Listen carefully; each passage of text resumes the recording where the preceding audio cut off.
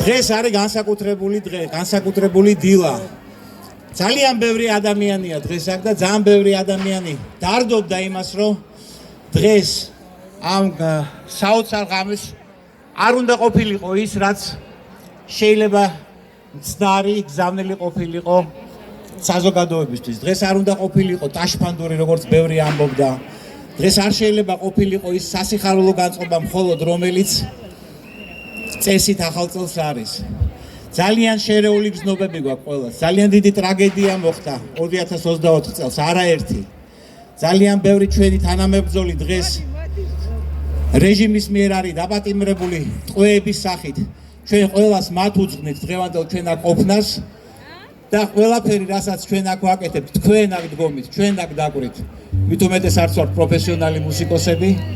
ეძღვნება ჩვენ წინააღმდეგობას, ეძღვნება ჩვენ გამარჯვებას. 2025 წელი ყოფილიყოს ჩვენი ერთობლივი, აი ამ უზარმაზარი ენერგიის და სიხარულის ერთად დგომის გამარჯვების წელი.